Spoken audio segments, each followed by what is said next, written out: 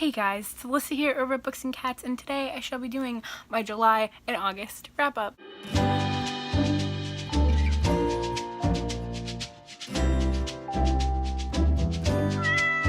So, I haven't done a wrap up in a while. It's been 2 months. It was kind of really weird the way I read and the frequency with which I read. At the very end of July, I read a fair amount. Booktubeathon helped me. And in the beginning of August, but I haven't finished a book in a week, 2 weeks. So today I have 11 books to talk about. I did pretty good considering a lot of them are graphic novels. That's okay. Haven't read a large amount of graphic novels in a couple months, so I had some catching up to do. So let's just get into it. So overall, I have books rated all the way down the line, which I don't know when the last time that has happened. I literally have a book for every rating in the 5-star rating. I read 3 5-star books, 5 4-star books, 2 3-star books, 1 2-star book, and 1 1-star book. If the lighting keeps going in and out, it's because it's one of those overcast, lovely, cloudy days, so the sun might keep shifting. I apologize in advance. There's nothing I can do about the weather. Let's put this on so that way my arms don't throw off the white balance even more. The way I do my wrap-ups is I do my most favorite to least favorite. That's just how I like to do it. That's what we're gonna do. The first book that I shall be talking about is, finally, can I get a drum roll please? Pride and Prejudice by Jane Austen. It finally happened! Finally. I don't know how many times I've put Pride and Prejudice on a TBR. I don't know how many times I said I want to get to it. This is finally the time I'm going to get to it. I finally did it. The reason that I pushed this off so much, I love Pride and Prejudice. It's one of my favorite stories, one of my favorite movies. I love it, just like everybody else. But I had put it off because I know the story so well that reading it, while enjoyable, was still a little bit of a chore because I knew the story, so it was nothing new. I had read up to, I think, like 170 pages into it before, and I was like, oh, maybe I should reread it. And then I started it, and I'm like, no, I remember all of this. I don't need to reread it. There's just no point. So I picked up where I left off, and I loved every second of it. I actually was at the very end of the book, I think like the last chapter, I actually started playing the movie score while I was reading it, because actually a lot of the time I was listening to the audiobook of it, and so many feelings. It was a 5 out of 5 stars. I love it. I truly do love it. The next book that I shall be talking about is The Broken Vow by Scott Westerfeld and Alex Puveland. Hopefully I'm saying that name right. 5 out of 5 stars. I loved it. This is the sequel ending to the graphic novel, I guess, duology. There are only 2 volumes. The first one is Spill Zone. Loved Spill Zone. Loved The Broken Vow. If you are looking for some beautiful images and beautiful coloring and just a very rich, beautiful graphic novel, I highly recommend this series. It visually was much more than I was expecting. I loved the colors that they played with. I loved the images. It was so visual, which a lot of times, yeah, I'll like the artwork in a graphic novel. Yeah, I'll be like, it wasn't my favorite, or, oh, I overall really enjoy it. But this was just, it sticks out in my mind of how breathtaking it was. It's unlike any other coloring I've seen in a graphic novel before, and I think it's just not only visually pleasing to look at, but the storyline is there. I feel like there's enough mystery and kind of enough unknowns and intrigue to keep you going, but it's also enough detail for you to feel satisfied. I loved it. I really, really liked it. The plot was super interesting. And again, it was beautiful to look at. Honestly, I don't even want to give a description of what it's about because I think it's a great graphic novel to just throw yourself into. I didn't know anything about it and I really enjoyed it that way, so I'm not going to talk about it. But if you like graphic novels, you like different art styles, I highly suggest this series. I lied earlier and I actually have 4 5-star books. So the next 2 that I should be talking about is Unbeatable Squirrel Girl, Volume 6 and 7. So to talk about Volume 6, I really liked the villain in this volume. I thought it was a different tone than the other Squirrel Girl volumes. Squirrel Girl is usually so lighthearted that's why I love reading it. It's just like usually not super intense villains. Whereas in Volume 6, I feel like it finally turned and we actually got really, really, really bad guys. The level of intensity of the villain felt more on the same lines as like a Marvel movie, whereas most of the time it's more lighthearted. It's more like miscommunications between Squirrel Girl and the villain, and this one definitely had a different tone. I was digging it.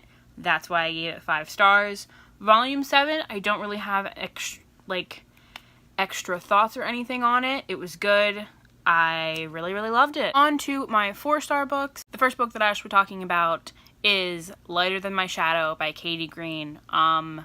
Trigger warnings for eating disorder, sexual assault, and also kind of not so great comments on fat people, like fat phobic kind of. So if any of those sensitive for you, skip to the next book. Yeah, this was an intense one. I thought it was extremely important. I personally did not know a lot about eating disorders. I'm not the most well-versed in it. I had certainly never read anything with a main character that suffered with an eating disorder. So it was very eye-opening. It was a learning experience for me. And basically what Lighter Than My Shadow was about is Katie Green's own experience of going through an eating disorder in her preteens/teens and all of the things that she has to go through and how she tries to kind of seek treatment, all the things that come with that. And it was a very hard read. It was very hard. But I do think it's an extremely important read. I think it's a wonderful read for people who don't know a lot about eating disorders. I am one of those people. It was heart-wrenching. I mean, there's no other way to describe it. Now, as for the kind of negative comments towards fat people, it's just there were some comments where it like was never challenged or talked about, and it was just I don't want to talk about it because I don't know much about eating disorders. I don't know the thought process that go into that, but a lot of the negative thoughts towards fatness came from our main character, so I'm not really going to comment about that. But if comments about fat people kind of bother you, be warned going in. There are some thoughts about that. Overall, though, I still think it's a very important read, very heart-wrenching, and gives a look into what it could be like to go through something like that. So yeah, very important read, and was definitely the most intense reading material that I've read for a while. The next book that I'll be talking about is Safi by Philippa Rice. Safi is basically an entire graphic novel. There's really no words at all. If there is, there's very few. About a couple and how much they love each other, and if the title doesn't give it away, it's very soppy. There was nothing wrong with it. It was really cute. I really liked the colors in it. I loved it. I think it was black, white, and red. And it was just cute to look at. As a person who's not in a relationship, I still like seeing things where people are happy in relationships. It just makes me happy. If you're feeling super lonely, maybe don't read it. I had seen that suggestion before. I was watching a video and someone was like, if you're feeling really lonely and, you know, all that, maybe don't read this. So I do recommend that. It will make you feel like, wow, really I'm over here being alone. The next book that I should be talking about is Dangerous Games by Carolyn Keene. This is a Nancy Drew and a Hardy Boys super mystery. I love these. I'm trash for these. This was no different. Believe I have read this in the past, but I remembered nothing of what happened. And I love these. They're fun, easy mysteries. And that's all I gotta say about it. The next two books are Unbeatable Squirrel Girl Volumes 4 and 5. I gave these 4 out of 5 stars. I gave these lesser than the other two just because I feel like they weren't bad. They just weren't the best that I've ever read for the series, but still enjoyable nonetheless. I still liked them. They were still fun. Still recommend the Squirrel Girl series. It's wonderful. That's all I gotta say about those. And my last 4-star read is Where the Sidewalk Ends by Shel Silverstein. I loved this. I bought this one and another one of these. I forget which other one I have. But I have 2 of them. I bought them forever ago. And I've been saving it for kind of when I'm down to read.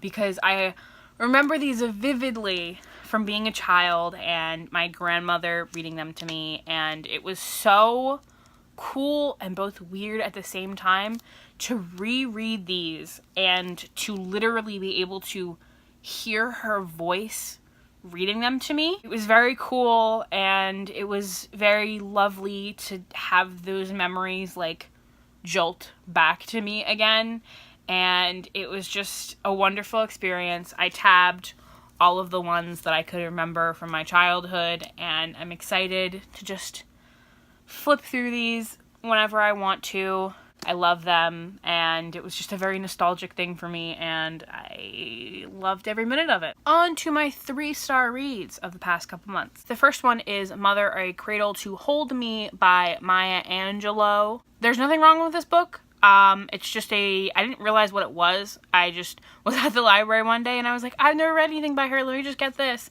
And it's a, 10-page poem about mothers. It's very, heartwarming, but I'm sure it would be even more heartwarming if you're actually a mother.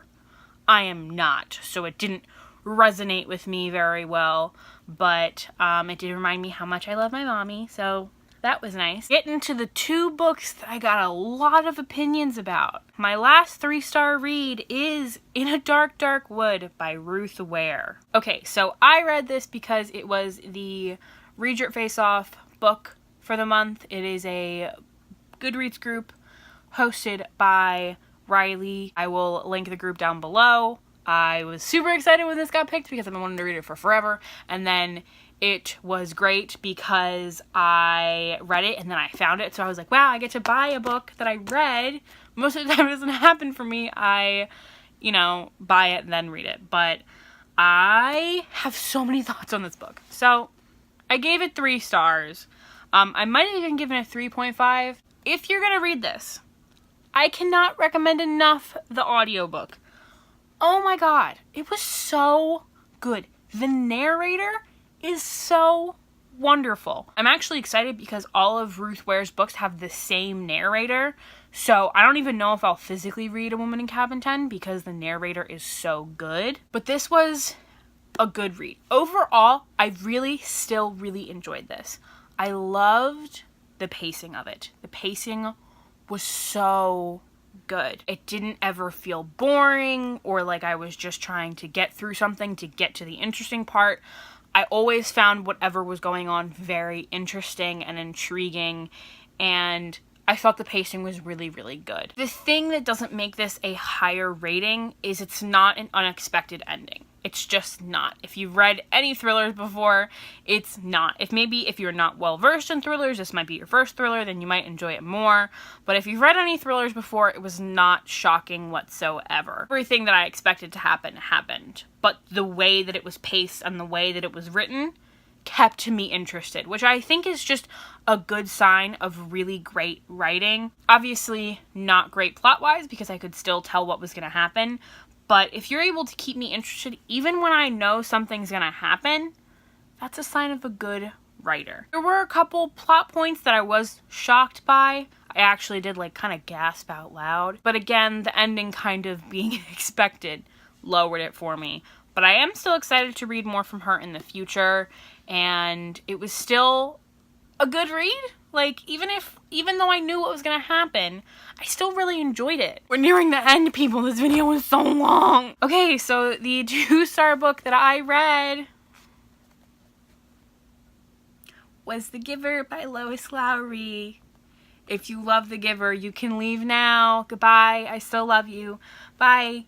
Bye. Goodbye. See you later. See you in the next video. This was everything I expected it to be. It was so boring that I thought I could cry. That's how bored I was. The only reason I kept reading it was because I've had it on my TBR for 4 years now. 3-4 years. A long time. I've had it for a long time. And I was just like, you know what? It's not going to take you very long to read.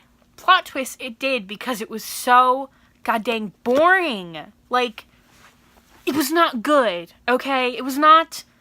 It's not this literary masterpiece that everybody is trying to tell me it is. It's not, alright? It's not. So here's the thing. The whole idea behind the world is a little interesting. But it also reminded me a lot of A Wrinkle in Time.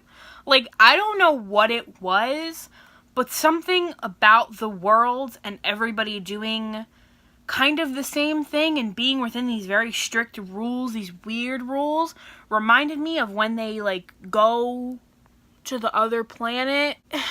Like, if you know in A Wrinkle of Time what I'm talking about, you might understand. You could think I'm crazy, but I did not, I enjoyed that more than I enjoyed this. And for how boring it was, nothing happened at the end. Like, you don't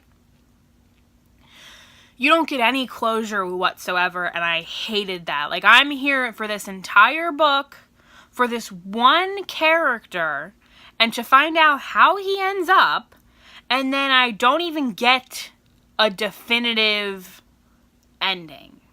I hate that. And I hated the ending that The Giver got, and I just was not impressed.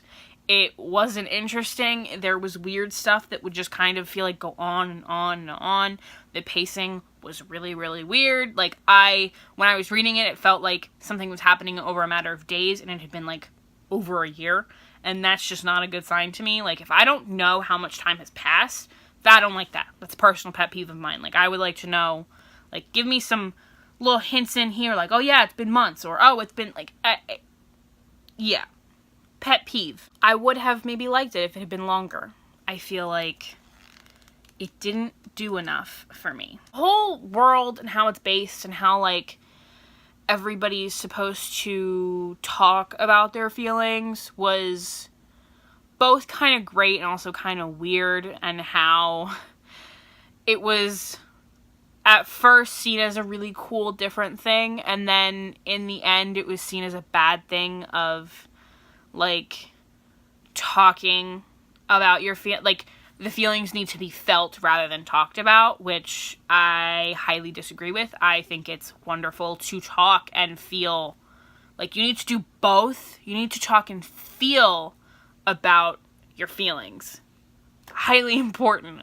I didn't quite understand the message that this book was trying to give me. I just kind of felt that what it was trying to do didn't do it well. So, needless to say, I will not be continuing this series.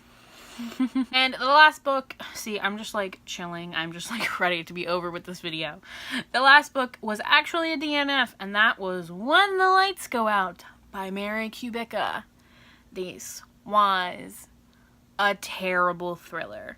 I got 10 pages in, and then I wasn't even trying to figure out what was going on, but I just thought, this seems like this is gonna go this way, and it did. Like, it was such a stupid plot, and, like, I'm not gonna say stupid, but so predictable, and I saw it from 100 miles away, that it was painful when because I skipped ahead, I read the ending, and I was like, wow, that's sad, because I am not a person who's great at guessing plot points, so if I guessed your plot, it probably wasn't very well done. So that has been all of the books that I've read in the past 2 months. Have some unpopular opinions in there. I like to sprinkle them in. Apparently my brand for this year is disliking classic books that everybody loves. Thank you. Welcome to my brand. If you have any thoughts on any of these books, let me know down below. I would love to know. I'm not one of those people that like prefaces with why I don't like things. Like, oh, everybody has a different opinion. Because I think it's bullcrap. If you're on BookTube and you're watching someone's opinion, that's what it is. If you start attacking people for their opinion, you're just kind of whack, and you shouldn't be watching other people's opinions if you're completely intolerant of them. That's all I got. Hope you guys enjoyed this video, and I hope I shall see you in the next one. Bye!